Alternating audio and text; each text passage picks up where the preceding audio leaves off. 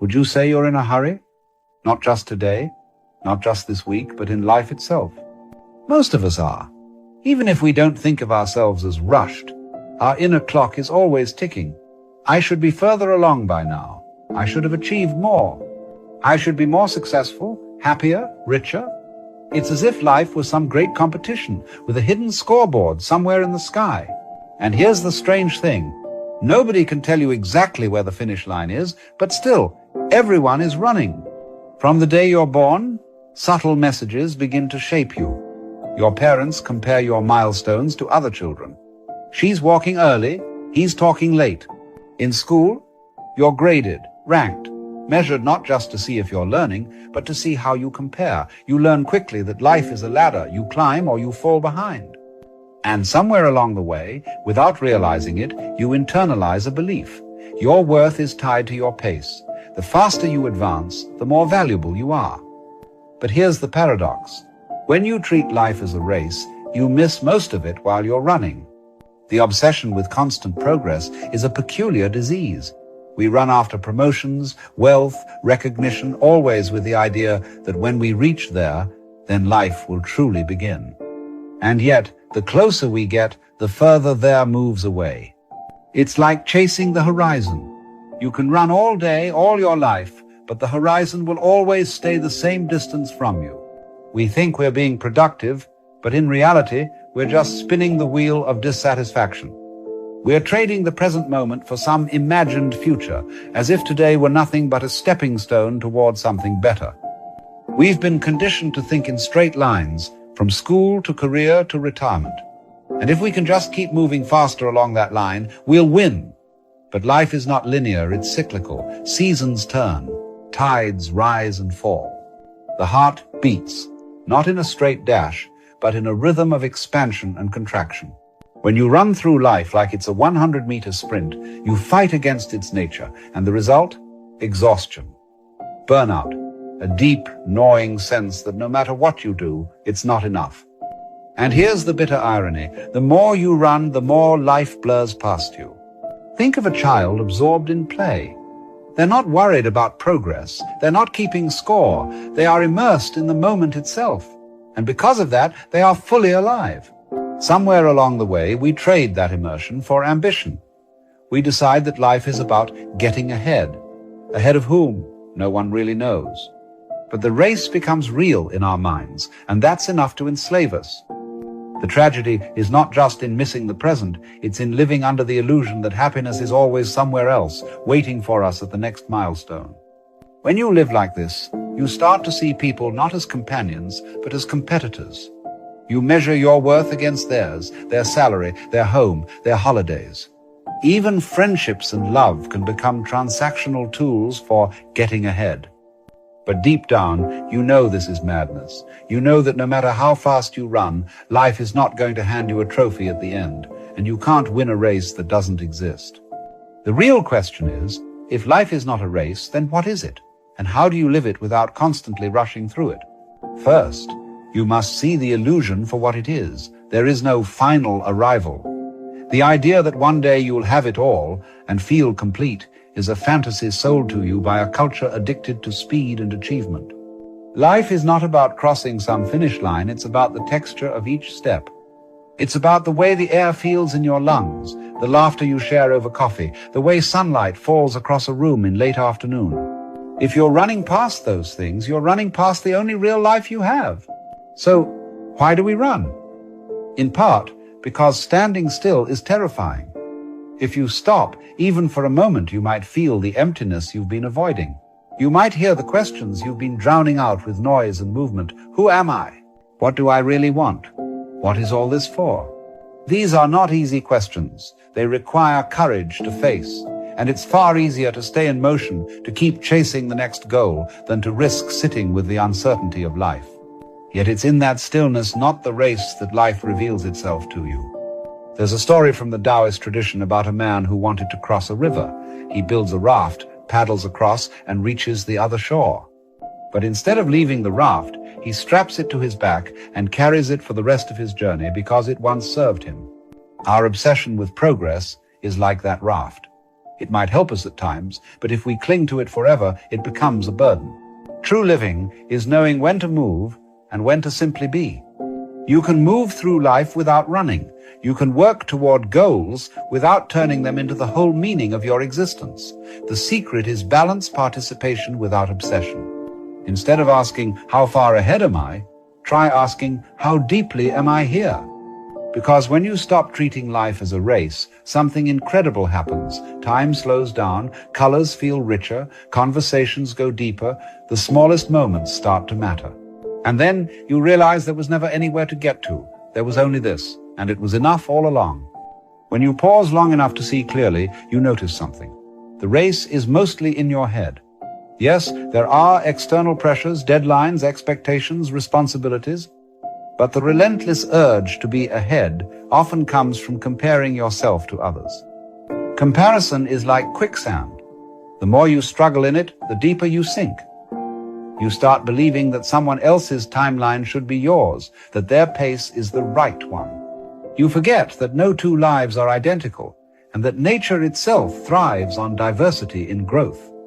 A tree doesn't look at another tree and rush to grow taller. Consider a forest. In that forest, one tree might sprout quickly, reaching for the sun, while another takes years to strengthen its roots before rising. Both grow, both belong, neither is behind. Yet we've been trained to see ourselves as competing trees, constantly checking whether we're keeping up. This is why so many of us feel perpetually late, as if we're arriving to our own lives after the party has already started. But you cannot be late for your own path. Your life unfolds exactly at the pace it is meant to, if only you allow it. The trouble is, most of us don't allow it. We prod, we push, we criticize ourselves for not being there yet, and we assume that the faster we go, the more we'll experience. But life doesn't work that way. Just as you can't truly appreciate a meal if you rush through every bite, you can't truly appreciate life if you gulp it down without savoring it. Speed might get you to more destinations, but depth is what allows you to actually live in them. Without depth, your life becomes a slideshow you barely remember. So, how do you step out of this invisible race? First, you have to realize it's a choice. Society will not slow down for you. The pace of news, technology, and markets will only accelerate. If you're waiting for the world to calm so you can catch your breath, you'll be waiting forever. The decision to step off the track has to come from you. You have to choose to measure your life by the moments that nourish you, not by the imaginary scoreboard of progress. And yes, that means redefining what progress means entirely. Progress might mean saying no to a promotion if it costs you your health. It might mean spending more time with your family, even if it means less time networking. It might mean pursuing a hobby with no financial payoff because it feeds your soul. These choices will confuse people who are still caught in the race. They might even judge you, but remember, their confusion is not your compass. Your compass is whether you are awake in your own life, whether you can feel each day fully instead of letting it blur into the next. Stepping out of the race doesn't mean you abandon ambition. It means you stop letting ambition drag you by the throat. You can still strive, but you strive from a place of joy, not panic. It's like the difference between running because you're late for an appointment and running because you love the feeling of wind in your hair. The action might look the same from the outside, but inside, one is stress and the other is freedom. And freedom is what you've been chasing all along, whether you knew it or not. But here's the hard truth. Slowing down can be uncomfortable at first. When you stop racing, you suddenly see the parts of yourself you've been avoiding. You notice the emptiness, the unresolved grief, the questions you've left unanswered. This is why so many people keep running. They mistake movement for meaning. If you can sit with that discomfort, though, you'll discover something remarkable. Beneath all the noise, there is a quiet sense of enough. Not enough as in settling, but enough as in realizing that your worth was never tied to your pace. Imagine waking up tomorrow with no race to run. You still have things to do, yes, but no imaginary finish line looming in the distance. Your worth no longer depends on getting somewhere else. What would you notice first? The taste of your breakfast? The way sunlight shifts across your living room? The sound of a friend's laughter without checking the time? When you live without the race, Moments become more than just checkpoints. They become the point. And that shift is nothing short of life-changing. Because when you stop running, you finally see that life has never been about arriving. There is no grand prize at the end, no cosmic medal ceremony. The reward for living well is living well right now. This is the quiet wisdom of those who seem content without chasing endlessly. They understand that life is not a series of achievements to collect, but a tapestry to weave. And the richest tapestries are made slowly, deliberately, thread by thread. The race makes you rush your weaving. Stillness lets you see the beauty in every knot and color. So I'll ask you again, why are you running? Is it because you truly love the pace, or because you're afraid of what will happen if you stop? If it's fear, then maybe the bravest thing you can do is slow down, let someone else pass you, let go of the scoreboard entirely. Because in the end, the only person you're racing is yourself, and the only way to win is to realize there was never a race in the first place. If you've ever watched children play, you'll notice something revealing. They are not in a hurry. They don't play so they can finish playing. They play because the act itself is the point. There's no scoreboard, no invisible judge keeping time. Yet somewhere along the way, we lose that. We begin to treat life like a series of tasks to complete rather than moments to inhabit. We call this maturity, but perhaps it is simply a forgetting that life's value is in the living. Children run, yes, but they run for the joy of running, not to cross some imaginary finish line. The irony is, many of us run so hard toward the future that we miss the very thing we're running for. We imagine that rest, happiness, and peace await us once we get there. But when there arrives, it's replaced by another there, and another, and another. The finish line keeps moving because the race was never real. It was a habit of the mind. This is why you hear people say, I'll slow down when things settle. They don't realize things rarely settle. The mind always finds a new reason to keep sprinting. So the question becomes, if the race is an illusion, what happens when you step out of it? What happens is something strange. You begin to notice details that were invisible before. The sound of rain on the roof, the way your breath feels entering and leaving your body, the subtle shifts in a friend's tone of voice. These things were always there, but you couldn't see them because your eyes were fixed on the next lap. And it's these details, not the milestones, that quietly feed your soul. Here's the challenge. Your ego will not like this slowing down. The ego thrives on competition, on being better or further ahead. It will whisper, if you stop, you'll fall behind. You'll be forgotten. You'll miss your chance. But the truth is, if you're always running, you'll miss your life. The only chance worth having is the one you're in right now. And no one can take that from you except you when you abandon the present for a race that doesn't exist. To live without the race is to live on your own terms.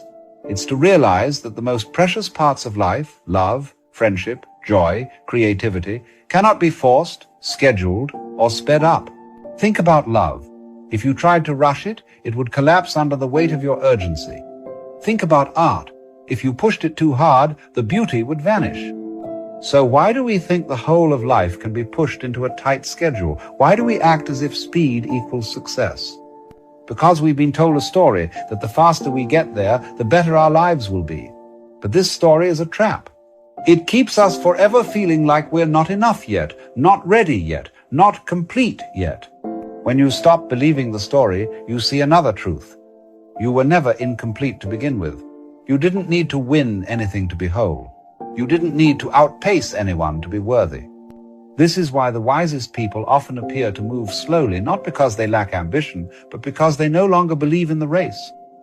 They understand something most runners never learn. Every finish line is just a disguised starting line. You cross it, and there's another one waiting. And so you ask yourself, if this never ends, why not enjoy the steps instead of chasing the end? Life isn't a straight track, it's a spiral. You keep revisiting the same truths from new angles. You keep finding new depths in old places. And the only way to appreciate that spiral is to stop trying to win it. When you realize this, the obsession with constant progress begins to dissolve. But I should warn you, stepping out of the race won't make life perfect. You'll still face challenges, losses, and disappointments. The difference is they won't feel like setbacks. Without the race, there's no behind to fall into. There's only the unfolding path, with all its twists, pauses, and surprises. You stop measuring yourself against the clock and start listening to the rhythm of your own life. And in that rhythm, you find something rare in our world: genuine peace. Peace doesn't mean nothing happens. It means you no longer turn every event into a judgment of your worth. You get a promotion, good. You lose a job, also good, in the sense that it may lead you somewhere new. You fall in love, wonderful. You go through heartbreak, still part of the dance. When you stop racing, you stop dividing life into success and failure. It all becomes experience. It all becomes living. And that's the part the race could never give you. So perhaps the real question isn't, how do I get ahead? But what am I running from? If you can answer that honestly, you might find the courage to slow down, not because you've lost the will to grow, but because you've remembered that growth doesn't always require motion. Sometimes it requires stillness. Sometimes the most radical thing you can do in a world obsessed with speed is to stop. When you stop running, something else happens. The people who are still running may not understand you. They might call you lazy, unmotivated, or unrealistic. They'll try to convince you that if you slow down, life will leave you behind. But the truth is, life doesn't leave anyone. It's not a bus that drives away while you stand at the stop. It's the ground beneath your feet, the air you breathe, the moment you're in. You can't be left behind by something you're already part of. If anything, it's the constant running that makes you miss life, not the slowing down. And when you stop, you might discover that you're already where you need to be. This doesn't mean you won't have goals or dreams. It means you won't sacrifice the present for them. You'll work toward them, but without the panic of someone being chased, without the idea that your worth depends on catching them. In many ways, stepping out of the race is an act of trust. You trust that you don't need to rush to live fully. You trust that life will still unfold even if you're not pushing it forward every second. Trust doesn't mean passivity. It means letting go of the illusion that speed equals value. It means understanding that your presence matters more than your pace. And in that space of trust, you begin to live with a deeper ease. Ease is not laziness. It's the calmness of someone who knows they are not in competition with anyone, not even themselves. Imagine waking up without the feeling that you're already late for your own life. Imagine doing what needs to be done without the constant background noise of more, faster, better. This doesn't make you less effective, it makes you more aligned. You no longer scatter your energy chasing dozens of goals at once. You put your attention where it matters, and you savor the process. It's like tending a garden. You can't rush the flowers to bloom by shouting at them. You tend the soil, water the plants, and let time do its work. If you tried to pull the buds open early, you'd destroy them. Your own life is no different. The most beautiful parts of it unfold in their own time. And your job is not to make them happen faster, but to be there when they do. So, when the urge to run kicks in, when you feel that restless tug toward the next thing, pause. Ask yourself, am I moving toward something meaningful, or am I running just to keep from feeling still? Sometimes, the stillness is what you need most. It allows space for clarity to emerge. It allows you to hear yourself again, beneath the noise of deadlines and expectations. And in that clarity, you might find that the thing you were chasing was right beside you all along. There's a freedom in not racing. A freedom to take the long way home, to talk for hours with a friend without glancing at the clock, to create something slowly and imperfectly because you enjoy it. The world may not reward you for these things in the way it rewards speed and productivity, but the reward is built into the act itself. It's the deep, quiet satisfaction of actually living your life instead of rushing through it. And here's the final paradox. When you stop running, you often end up where you wanted to be all along, but without the exhaustion and emptiness. The opportunities come, the relationships deepen, the experiences arrive, not because you forced them, but because you were open enough to receive them. Life was never asking you to run. It was asking you to notice. Notice the way the morning light filters through your window. Notice the laughter in a conversation. Notice the quiet moments when you feel completely at peace for no reason at all. These moments are not in the way of your progress. They are the point of it. If you can live like this, not as a runner in a race, but as a participant in the unfolding of each moment, you will find that the need to measure your worth against speed disappears. And in its place, you will find something far more valuable, the realization that your life was never a competition to begin with. You don't need to get ahead, you don't need to prove anything, you don't need to win. All you need is to be here in the only moment you've ever truly had. And in that moment, you might discover finally that you were never behind. You were always exactly where you were meant to be.